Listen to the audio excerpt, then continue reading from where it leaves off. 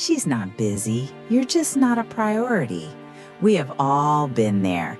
You're staring at a glass screen, the blue light reflecting in your eyes at 11:42 p.m., dissecting a 3-word text message as if it were a coded transmission from a deep space satellite. You sent a thoughtful, witty paragraph. She replied with, "Ha ha, yeah." In the modern dating landscape, the smartphone has become a high-stakes laboratory of human psychology, but for most men, it feels less like a lab and more like a minefield. We find ourselves trapped in a cycle of overanalysis, wondering if a LOL means she's falling in love or if she's just being polite while watching Netflix with someone else. The hard truth? Women don't speak in code, they speak in interest levels. We overcomplicate the game because we are afraid to face the reality of the data. However, when you strip away the ego and the anxiety, you are left with a cold clinical framework. To master the art of decoding her texts, you must stop looking at the words and start looking at the 3 variables of female interest. Variable 1. Investment, the economy of effort. Imagine you are at a high-end auction. If someone wants a rare piece of art, they don't just sit in the back and nod. They raise their paddle. They commit resources. Investment is the most visible metric of interest. It's measured in word count, punctuation, and speed. When a woman is highly interested, she becomes an active participant in the textual economy. She isn't just answering your questions, she is providing hooks, bits of information that allow the conversation to continue. If you ask, "How was your day?" and she says, "Fine," the investment is 0. If she says, "It was crazy. My boss did X, and then I went to that coffee shop I told you about. How is yours?" she is investing. The narrative we often tell ourselves is that she's just a bad texter. This is the lie that kills progress.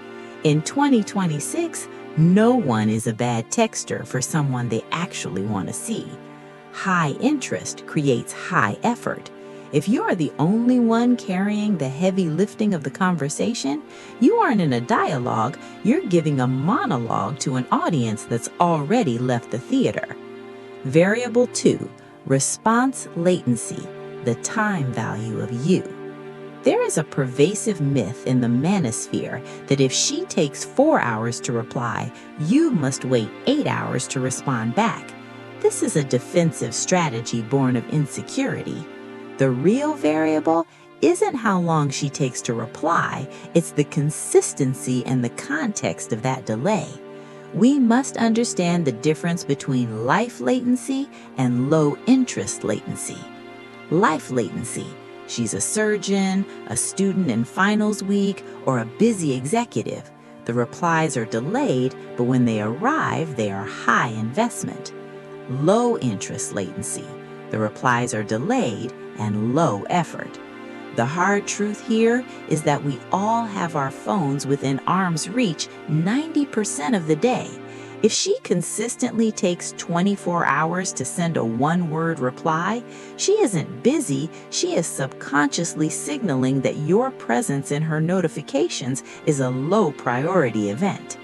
When a woman's interest is piqued, she will find time pockets. She will text you from the elevator, the grocery line, or the 3 minutes between meetings. Response latency is the pulse of the relationship. If the pulse is flatlining, no amount of clever texting will jumpstart the heart. Variable 3, compliance, the ultimate litmus test. You can have high investment and low latency and still be firmly planted in the friend zone. This is where many men get lost.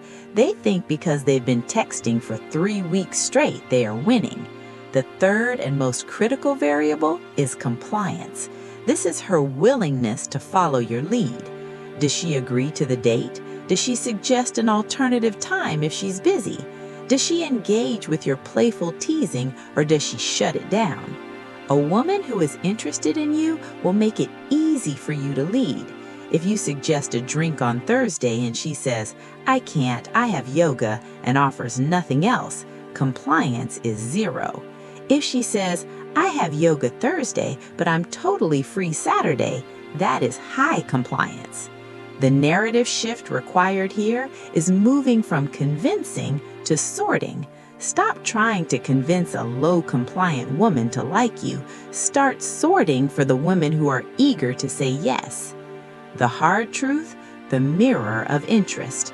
The most uncomfortable realization in decoding her texts is that the phone is a mirror.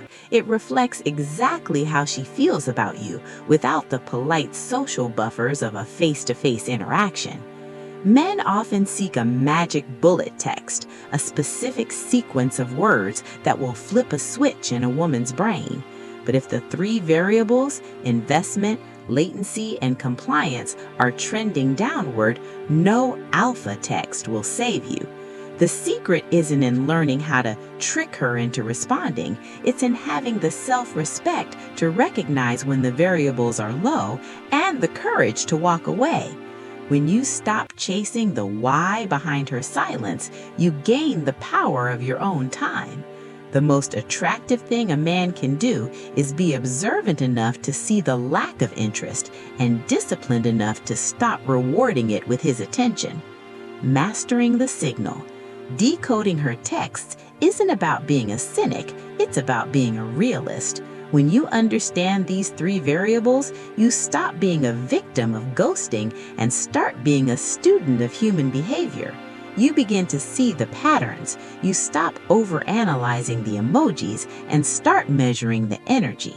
In a world of digital noise, the man who can read the signal is the one who ultimately wins the game, not by forcing a connection, but by finding the one that is already there, waiting to be fueled. If you're ready to stop guessing and start leading your romantic life with clinical precision, hit the subscribe button below. We're breaking down the psychology of attraction every week, so you never have to wonder where you stand again.